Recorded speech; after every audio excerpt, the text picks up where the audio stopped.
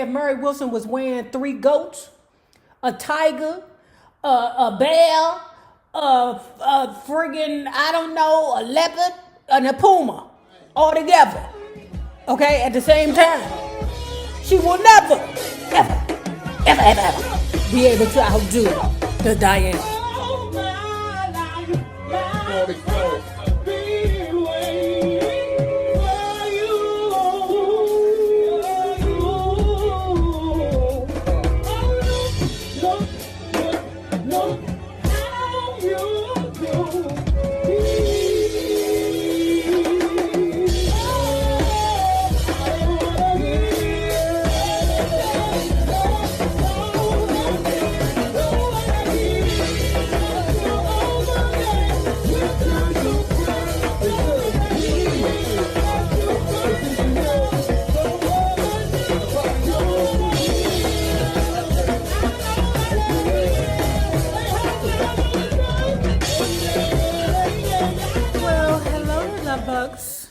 Hello there, Bellas. If you have not already done so, please remember to like, share to Facebook, subscribe, and visit uptopbeauty.com. Today's lookies will be our Layana bangles and, as usual, our animal print turban. As you know, all of our turbans come with a free gift. And if you are not already a part of this book club, please hit the Patreon link below and or the join button here on the YouTube. And you babies, yes, you can be privy to all the shenanigans before the YouTube gets it, if the YouTube gets it. Now, let's continue talking about Call Her Miss Ross, the unauthorized biography of Diana Ross by our dude J.R.T. The taping of this show provided the first of many Diana Ross / Mary Wilson confrontations of the 80s. Hearing that Diana was interested in bringing the life of Josephine Baker to the screen, Mary decided that she should play the role instead. Mary, girl! Mary went so far as to pose in Baker-esque costumes for publicity, photos, and postcards, but unfortunately, no one really cared except her fan club members, and least of all Diana Ross, who must have thought that if she was having trouble launching the Baker Project, what hope did Mary Wilson have? Yeah, Mary. Sometimes, goddamn, reach for the stars, bitch, but you got to take a couple of steps up in the sky, girl. When Diana was scheduled to play the Forum in Los Angeles, Mary wanted to attend the concert with John Wyman, a longtime friend of Diana, Mary, and Cindy. Diana Ross' office, though, refused to make tickets available. Undaunted, Wyman secured tickets from a temporary office worker in producer Steve Binder's office. The night of the show, Wyman and Wilson pulled up to the Forum without the required VIP pass. "Hey, I got one of the Supremes here," Wyman said, hoping to gain entry. "Who cares? Go park at the Holiday Inn, girl." Mary, embarrassed, sank down in her car seat. Once they parked at the Holiday Inn several thousand feet away, Mary, wearing a gorgeous white foxtail coat, used a shortcut, but had to traipse through weeds and bushes in order to get to the Forum. When she arrived, she wanted to attend a private Diana Ross party at the Forum Club, but did not have a backstage pass, and so wasn't permitted to enter. 4 other people were with Wilson and Wyman, but the couple had only 4 tickets. So the Mary Wilson party of 6 squeezed into the 4 folding chairs as best they could. For Wilson, it was one indignity heaped upon her, and all to see a woman she doesn't even like very much to perform. That's what I'm saying. I'm lost. Because it's no way that I'm going to be pressed to go to a person's show that don't want me there, okay? And then bring 2 extra people when there are no seats. What did you think you was going to be able to do, Mary Wilson? Tap people on the shoulder, hey you, I know you a Diana Ross fan, but get up because I'm Mary Wilson. That was stupid, okay? Stupid. She threw her own self in the trick bag. But when Mary strolled into the concert hall, the Forum erupted in wild applause at the sight of the svelte, beautiful black woman walking proudly to her seat. Well, she's sharing that seat. She ain't got a whole seat. It's like, 0.75% of a seat. She may have had to park at the Holiday Inn next door, but she was still Mary Wilson, former member of the Supremes, looking at age 37 like $1,000,000, and all of Diana Ross fans knew it. She received a standing ovation just for being there. Perhaps it was worth the trouble of picking a few weeds out of the crushed glitter of her hot pink jumpsuit. Then minutes later, the lights were lowered and out came Diana, making her entrance through the audience in practically the same coat Mary was wearing. Diana's coat was full length, but since most of the audience had already seen Mary in a similar outfit, Diana lost much of the impact of her grand entrance. Use a lie. You're a liar! Lies. I don't care if Mary Wilson was wearing 3 goats, a tiger, a bear, friggin', a leopard, and a puma, all together, okay, at the same time. She will never, ever be able to outdo the Diana. She managed to cover her feelings long enough to allow Murray to join her for a few bars of Reach Out and Touch Somebody's Hand. In the spring of 1981, Diana teamed with Lionel Richie for what is considered the biggest hit record of her career, Endless Love. 2 hearts. Hold on, y'all. 2 hearts that beat as one. My life has just begun. Oh, my first love. Your every breath that I take. Girl. Okay, I know I can't sing, but you can't tell me that I'm not Diana when I'm in the moment, okay? Your every step I make. Richie was still a member of the Commodores, a Motown group Suzanne DePaz brought to the company. However, he was beginning to make a solo impression, much the way that Diana had done when she was with the Supremes. His contribution to his group far overshadowed the appearance of members, thanks to artfully commercial ballads he had penned for his group. Still, Easy, and 3 Times a Lady, and for Kenny Rogers, Lady. Lionel was considered Motown's golden boy by 1981. True. Lionel's a bad motherfucker, even when he's dancing on the ceiling. Franco Zeffirelli contracted Lionel Richie to write the theme song to his film Endless Love starring Brooke Shields. Do you know Brooke Shields is still amazingly beautiful? Okay? Now, it's kind of sick to think that her and what was the little boy name in Blue Lagoon, they were so young. She was so young. They done had a kid together and everything. I don't even know if they was over age. Talk about white teenage pregnancy, child. I was confused. I was like, wait a minute. I know Brooke Shields and that boy ain't no more than 16 years old, okay? And remember in the movie, she, thought she was taking a dump and it was a baby. Child. It was a decent movie to me, but Brooke Shields is still absolutely beautiful, okay? No wonder Michael Jackson wanted to be around her. At first, it wasn't a Motown single, Diana recalled of the song. I didn't come into the picture until later. Lionel's agreement was with Polygram Records and Pictures. When I got into the picture, Lionel and I agreed that it was only fair that Motown get the single. Note. Now, my words, that's just Book's words, okay? Actually, Berry Gordy insisted on it. Okay, what you thought? What you thought Berry Gordy was going to be like, okay, Polygram can have it? Never. I was really pleased with it because it was one of the most beautiful songs I've ever recorded. Though the film proved dreadful, the song was a hit, one of the biggest records of 1981. Endless Love claimed the #1 spot on the charts and amazingly remained there for 9 weeks. Lionel's group, the Commodores, had turned this song down when he submitted it for one of their albums.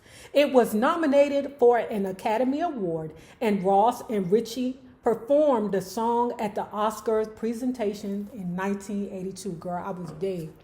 Girl, I was there to see it, girl. Why doesn't like shows have the same class and dignity like they used to have back then? I don't know. And I know you like, now you live in the past, man. That's the best time of my life. Okay? The 80s and now. The 80s and right now. Okay? Because I have all of you. The song was also nominated for several Grammy Awards, including Record of the Year. Though it lost both the Oscar and the Grammy, Endless Love is one of those timeless classic Motown songs. You better believe it. Two hearts that beat as one. Our lives have just begun. Why the hell was I talking about the Blue Lagoon when we are talking about the Endless Love soundtrack? I don't know, child. Y'all know I be going left. Now, let me tell you how Lionel Richie gooped the hell out of Diana Ross, right? So remember when we was reading the Rick James book, how we found out that Rickety James would have shows, okay? And of course, everybody wanted to hear the duet collab between Rick James and Tina Marie, Fire and Desire. Everybody wants to hear that collab, right? So Rickety James, what he would do so that he didn't have to pay her, okay, was to, of course, invite Tina Marie to the show, okay? And then Gooper, hey, look in the audience. Guess who's in the audience? It's Tina Marie. Tina! So now you got the crowd going, Tina! You know, so now she don't have no choice but to go up on stage with him and sing Fire and Desire, okay?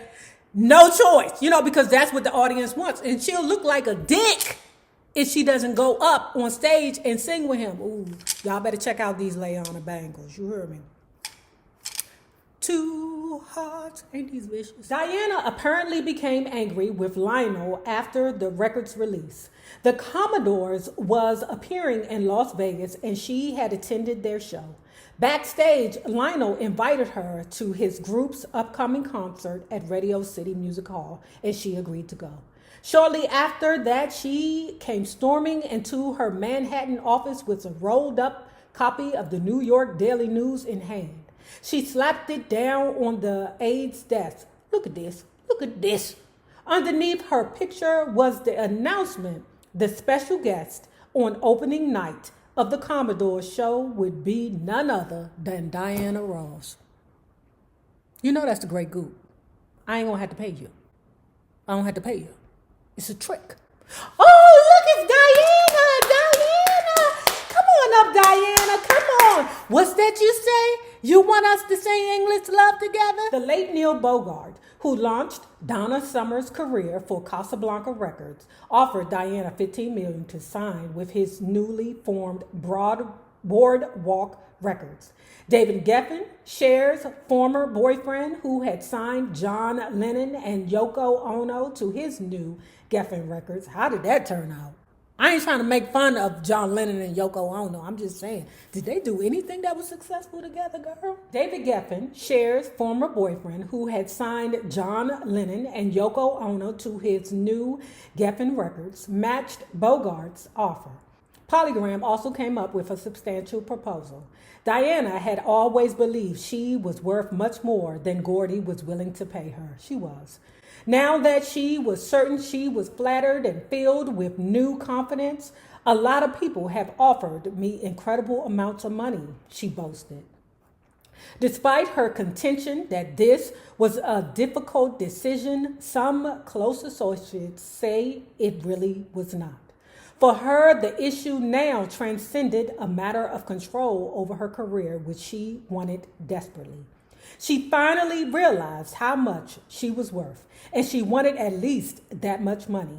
Barry claimed that he could not afford to match any of the offers. He told her that if she felt any gratitude for what he had done for her over the last 20 years, she would stay with Motown. That kind of sentiment infuriated Diana. Sugar Ray said that one day, Diana Ross went into Barry the Gordy's office and said to him, Listen, either you marry me or I'm leaving. As we're reading more books, we're hearing different sides. And the only thing that I can do is choose the story for me that I feel is most correct. Okay. Just like Berry Gordy, just like Sugar Ray said that Berry Gordy considered selling Tamla in order to keep her. What did he do for me? She would exclaim. What about what I did for him? What about what I did for Motown? She certainly had a point. Deciding to leave Motown was easy for Diana. Doing it was not. She was ending a professional relationship with Barry, but she didn't want to lose him as a friend, even though their friendship had certainly become strained during the last few years. She also knew that Barry was not a sentimental man and that if she left him, he would consider it a betrayal and probably not want to have much to do with her again. I mean, shit, that's his problem. In March 1981, it was official. Diana signed a 7-year contract with RCA for a reported $20 million, said to be the most lucrative recording contract up until that time. She was obligated to deliver 1 album a year. Ebony magazine asked her, was it the money you were offered that made you leave Motown? Her answer, I don't think I should comment on that. I don't think that children leave home because there's something wrong exactly, she said. There are just other areas of whom they are that somehow need to be expressed. Barry has been the most influential person in my life. Yet, at a certain point, all of the things he taught me, I had to be able to experience myself in order to know what they're really about. Many of the things I've done in my career, I've never been able to take credit for because they've been done for me. It was not an easy decision. It was a decision I never thought I'd have to make. Diana's actions certainly put an end to the rumors that she and Barry would one day marry. That sure would have been the answer, wouldn't it? She said sadly to the Ebony reporter. But that's a fairy tale story where relationships seem like they're just wonderful. That's not real. Now, remember I had said earlier, I think in the previous video, that, when you're dealing with Sagittarian men, they own you. They own you forever. Okay? It don't matter whether they've married 3 times past you. They own you forever. And if you do not consider yourself property, then you're now the enemy. Berry Gordy's stance was Diana's decision was a bitter pill to swallow. Jesus Christ. I even spent my goddamn savings to make Lady Sings the Blues, he exclaimed. Well, that helped both of y'all. Okay. So, Berry Gordy, woo, it'll be okay, because he going to spend. I felt personally insulted and very hurt, he said. And to leave as she did strictly for money, I would think that if any person leaves for that reason, they should not be with Motown. But with Diane, I felt even worse. I felt like a failure. I will always love her, but I will always be disappointed in her too. I know Barry loves me, Diana counted very confidently. He just can't stop loving me in one day. That's true. That's true. Ladies, remember that, Even when niggas be acting a mess, and you like, really? Really? You gonna do all that? You just gonna, wake up and marry another bitch? Just know, all the work you put in, trust me, when they laying in the bed with that other woman or, bitch or man or whatever, you hunching that day, they still think about you. Because whoever that new person is, they're never going to be you. They're always going to remember what you done. That's why for my wife, I take care of house. My wife will never be able to equate what I do for her. Now, the young girl, if she decided to marry somebody younger, now she might, screw her up and down these damn steps. She might do that. But can that young girl take care of business the way that I take care of business? So when Diana said he can't just stop loving me in one day, that was confidently. You know what I'm saying? When you break up, it ain't like, it's over. Or there going to be some straggles of affection and feelings going on. Berry Gordy at 52 was a changed man after Diana Ross left Motown. His love-hate relationship with her had consumed his life for 2 decades. When it was over, there was nothing to replace it. He told one former girlfriend that he would spend hours mulling over details of the past. He wondered where he had gone wrong, just as a lonely, anxious parent frets when a child leaves home unexpectedly. Whatever was going on, whether we loved each other or hated each other, at least we were there for each other. He said sadly, now she's alone, and now I'm alone. See? All the stars are gone. Hollywood,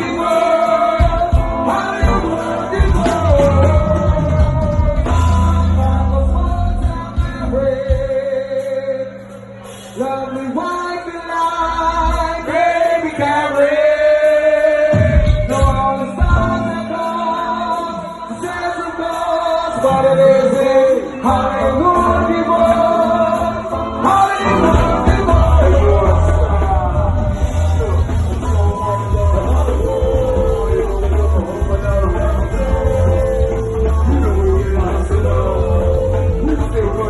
If you have not already done so, please remember to like, share to Facebook, subscribe, visit Up Top Beauty for these Lionel Wood bangles.